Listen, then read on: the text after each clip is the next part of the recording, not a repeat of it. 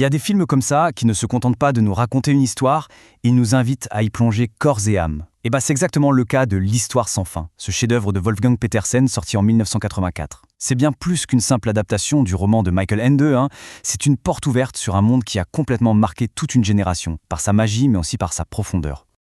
Fantasia est le monde où s'épanouit la fantaisie de l'homme. Rien que cette phrase, prononcée par le terrifiant Guy Mork, elle donne le ton.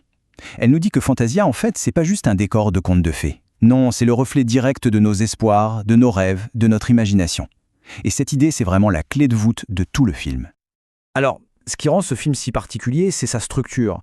On croit suivre une histoire, celle du héros Atreyu, mais en fait, il y en a deux qui se déroulent en même temps. On a ce jeune garçon Bastien qui lit un livre dans son coin, et de l'autre côté, on a le monde de ce livre qui a l'air de savoir qu'on est en train de le lire.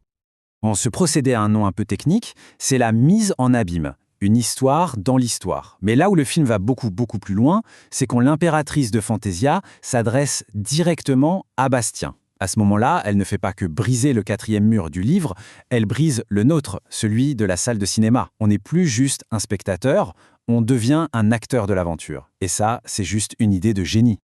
On a donc ces deux mondes qui tournent en parallèle. Le nôtre, vu à travers les yeux de Bastien, un garçon qui vit une réalité assez difficile, et puis le monde de Fantasia, avec son héros, le jeune Atreyu, qui est lancé dans une quête qui semble perdue d'avance. À première vue, tout les sépare. Et pourtant, leurs destins sont sur le point d'entrer en collision.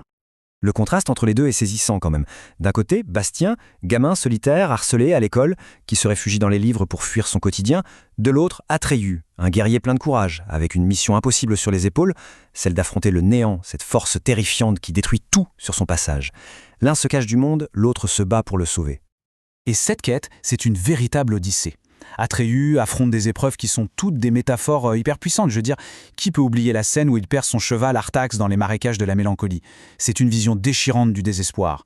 Chaque rencontre, que ce soit avec la tortue géante Morla ou le dragon Falkor, c'est une étape qui le rapproche d'une vérité absolument incroyable. Et voilà le moment où tout bascule. Après avoir passé toutes les épreuves de l'oracle, Atreyu découvre enfin la solution et elle est impensable. Pour sauver Fantasia, il ne peut rien faire. Il faut qu'un enfant du monde des humains donne un nouveau nom à l'impératrice. À cet instant précis, tout le poids de la quête quitte les épaules d'Atreyu pour se poser sur celle de Bastien. Le lecteur est devenu le héros. Ok, la quête d'Atreyu à l'écran, elle est épique. Mais ce qui se passait en coulisses, c'était une autre paire de manches. L'équipe du film a mené sa propre bataille, un vrai combat pour réussir à donner vie à toute la magie de Fantasia. 60 millions de marks allemands. Pour l'époque, c'est une somme juste colossale.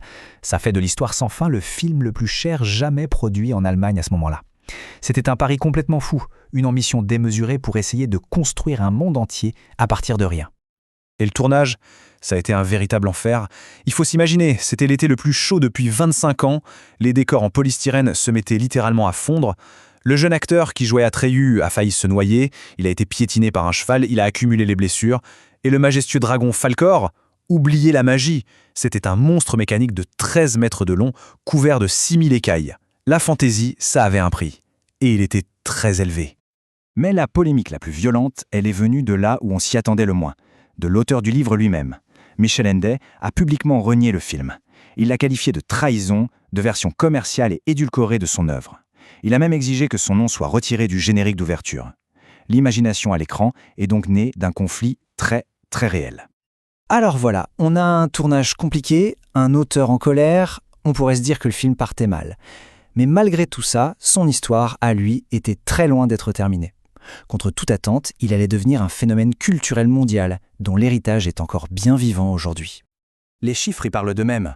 Pour un budget de 27 millions de dollars, le film en a rapporté presque 100 millions dans le monde entier. Et ce qui est intéressant, c'est que son succès était un peu timide en Amérique du Nord au début, mais partout ailleurs sur la planète, ça a été un véritable triomphe.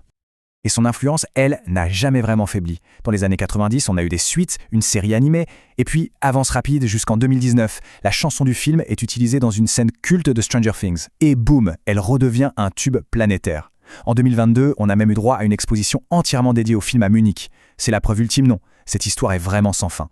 Finalement, le message du film résonne peut-être encore plus fort aujourd'hui. C'est un hymne à l'imagination, à l'espoir. C'est un appel à garder vivante notre capacité à rêver, surtout face au néant du cynisme et du désenchantement.